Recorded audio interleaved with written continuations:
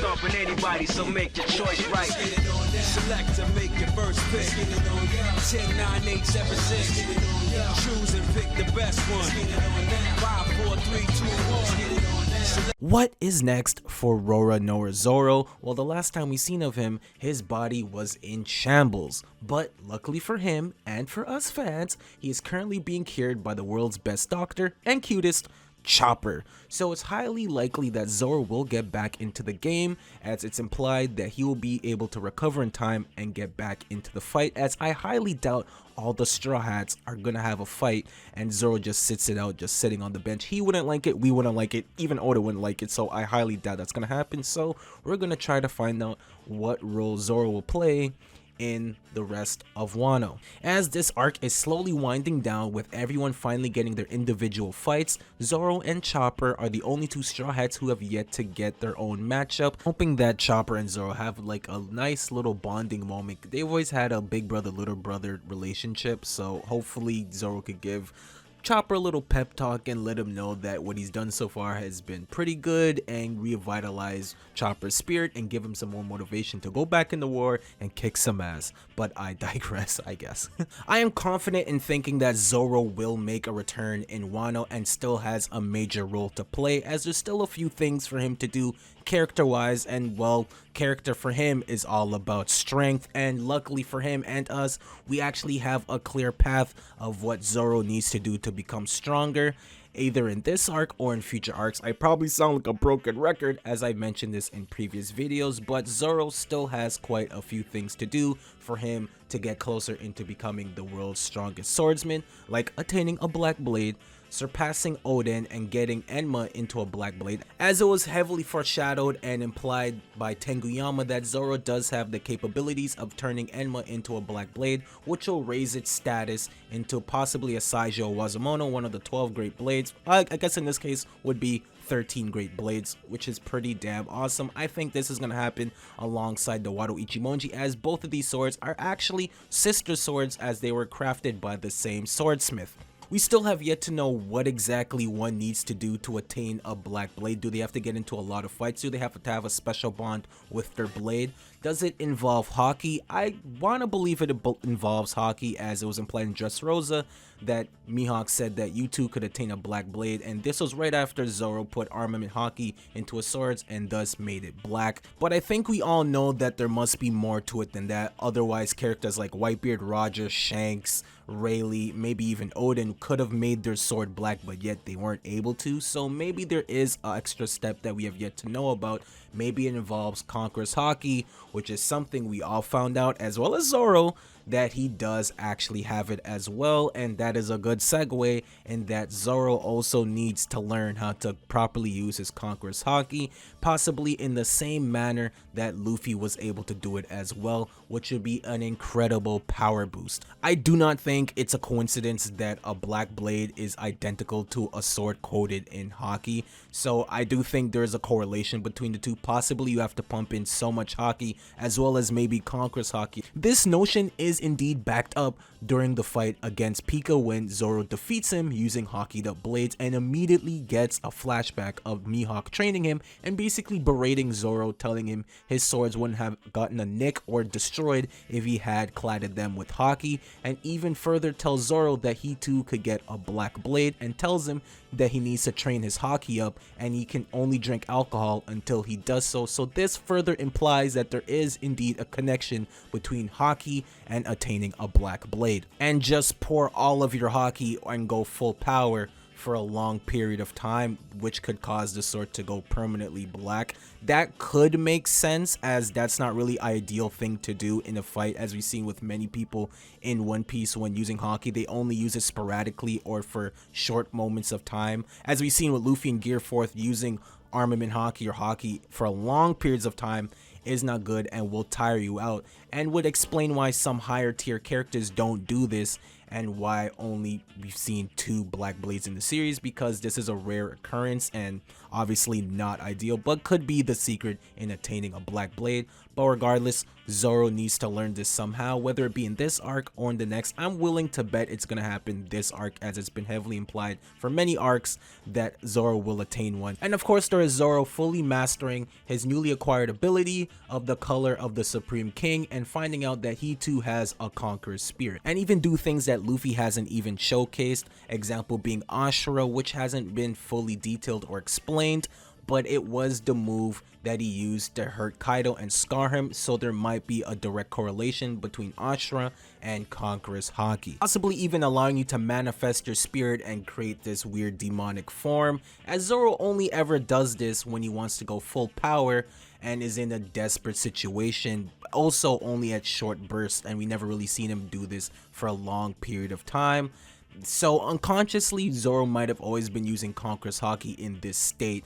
We'll just have to wait and see, of course. So I believe Zoro will get at least one more fight for him to be able to bring out his latent potential, and luckily for him, there's quite a couple of options for him. One being he continues the fight against Kaido and even ends up killing him. This is a long-running theory in the community, but unfortunately it's something I don't think is no longer happening, because Luffy told Zoro that he'll be the one to defeat Kaido, and Zoro has enough faith and respect for Luffy not to intervene in his fight as he's done in previous arcs. No matter how rough the situation gets, Zoro always believes in his captain, plus he did leave a scar on Kaido, something only Oden has been able to do in the past, so Zoro has done enough. The scar might even come into play later on during the fight, making an opening for Luffy to defeat Kaido. You never know. And if Kaido isn't available, well, luckily for Zoro, there is the next best thing, and that is the second strongest on the Beast Pirates, King the Wildfire. And as we know by now, there is a certain pattern in most of the major arcs of the series where Luffy fights the strongest, Zoro fights the second strongest,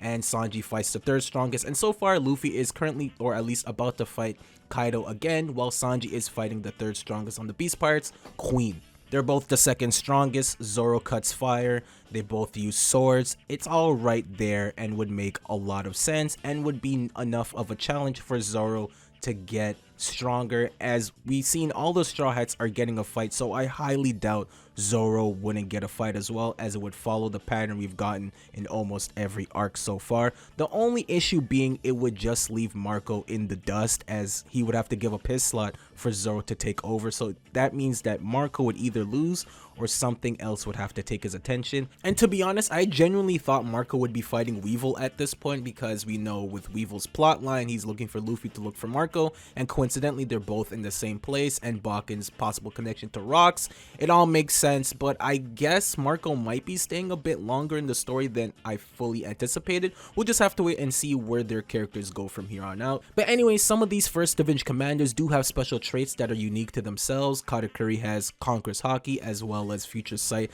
one of 2 characters in the entire series to have this ability. Marco ate a mythical devil fruit that gives him almost endless healing abilities, and I don't think King is an exception, as he's a part of one of 3 rare races that Big Mom doesn't have. The race that King belongs to was believed to be extinct, with him being the last remaining one, and he does have this ability to conjure up fire whenever he chooses to. Being in position of the second strongest in the crew, King has been taking leadership role and has been leading the Beast Pirates throughout this entire war thus far, so it's most likely with him also being named King, he does indeed have Conqueror's Haki and would be the perfect matchup for Zoro. So this would help Zoro master his Conqueror's Haki ability and bring it out even further. And King is pretty battle heavy, being a part of the Beast Pirates who are all about fights and violence and just getting stronger. King probably has quite a mastery over armament Haki as well, so this too could help Zoro attain a Black Blade, possibly while learning things during battle, as that is Zoro's best trait. While Luffy learns from his losses and bounces back, Zoro actually gets stronger in the midst of battle once he understands what he needs to do to overcome his obstacle, as we've seen in many previous fights before this, Pika, Mr. One, and even Ohm in Skypiea. Overall, I believe that's going to be Zoro's next major role for this arc, to take on King, as it will both fully explore their power sets, Zoro getting stronger, and we get to see what King is capable of, as well as explore his character a bit, as we know he's a part of 3 races that Big Mom does not have yet, and his race is actually extinct from what I remember. And because of the way he dresses, he heavily resembles the guards and wardens of Impel Down, so he possibly could have worked there before, but he does supposedly have this weird torture fetish, so he actually could be a former member of the Impel Down guards. But if that is true, this could be a great connection for a future fight with Zoro, and that is of course the former vice warden of Impel Down, Shiryu of the Rain, who many speculate will be Zoro's fight when they go against the Blackbeard pirates. It is funny though how these two characters share similar abilities with Sanji with fire and invisibility, so it's like Oda showing us how Zoro would bypass Sanji's powers. That cheeky bastard. Because we know what Marco's bounty is now, 1.374 billion, and if he truly is defeated by King and Zoro is the one who steps in and defeats King on the behalf of Marco, then you could say right here that Zoro will surpass two first division commanders, and he's not even at his peak yet, and it's just scary at just how strong Zoro will be, and by the end of Wano he could easily be one of the strongest division commanders in the series. Not only would he surpass them in power, but probably in bounty too, as there is an entire audience witnessing these battles go down, but it just depends on what happens with Marco and how he leaves the fight against King. Just some food for thought. In terms of character, I think Zoro will become more of a leader after Wano. He did promise Luffy that he will gather all the samurais for him, but he hasn't really done that as much. Actually, Chopper and Luffy has done that for him, but luckily for him, all of the fights are in front of basically a crowd of the samurai and the beast pirates, so once Zoro is able to defeat King in front of all of these people, that'll most likely motivate them and even follow him as some sort of deity, similar to what happened in Dressrosa with Usopp and how the beast pirates look at Chopper as their savior. But anyways, I said many times before that I think Zoro will attain the Nidai Blade after Wano. Whether the Sandai breaks or not, I think maybe they'll give it to him as a thank you for what they've done in saving Wano. But either way, I cannot wait to see how Zoro will evolve throughout Wano and how much stronger he'll get. And honestly, he'll become a better character by the end of Wano too. And it's funny that after their first encounter between Mihawk and Zoro, Mihawk told Zoro that to learn more about himself and the world and he will become stronger and eventually surpass him. And that's exactly what Zoro's doing in this arc. He's learning more about himself, where during his fight against Kaido, he learned that he does have the conqueror's spirit, and once he figures out even further to bring this out of him, he will definitely become one of the strongest in the world, and by the time he fights Mihawk, he'll be ready to finally surpass him. And plus there's the Shimotsuki clan that is maybe or maybe not connected with Zoro, as we learned in the Viver cards. Because of his striking resemblance to Ryuma and his possible connections to the Shimotsuki family, we don't even know what the daimyo of Ringo from 20 years ago even looks like. We've seen his body, but Oda has always hid his face every time he's appeared or mentioned, so I always found that odd. We know that he died 20 years ago in his rebellion against Kaido, so maybe King was the one who killed him, and he might spot the similarities between Zoro and the Shimotsuki. So I think the theme of the fight for Zoro and King will be about exploring one's heritage, and I really hope Oda explains or at least talks about the daimyo of Ringo from 20 years ago, because obviously he's hiding his face for a reason, probably for a big reveal later down the line. I also find it very interesting that Enma and Wado Ichimonji are indeed sister swords because they're crafted by the same person, Shimotsuki Kozaburo. So I think maybe somewhere down the line during this fight with King, he might actually get a flashback of the Shimotsuki guy, because he departed 50 years ago and we don't know what he looks like or what his whole story is about, and I feel like we might get a little flashback explaining how he left the country, because I feel like that's a very important thing, because not anyone could just leave Wano country as we've seen throughout the story. Maybe Zoro will remember him once he defeats King and he raises the rank of both the Enma and the Wado Ichimonji, and we all know how King's gonna be defeated most likely. Zoro's pill is gonna wear off and he's gonna go through excruciating pain, but bear with it and defeat King in one final blow. Hopefully he's missing in the next arc. Well, not missing, but like he's not front and stage in the next arc that they are, and he kind of takes a backseat and recovers, because we need some stakes for taking this pill rather than a huge hype moment, but it is what it is. So I guess Mihawk was right in the fact that Zoro, once he learns about himself and the world at large, he will definitely be on the right path and becoming stronger. Put down in the comments what you guys think of Zoro and just how strong he's gonna be post Wano. I hope you guys have a good day and a good night. Have a good one. Bye.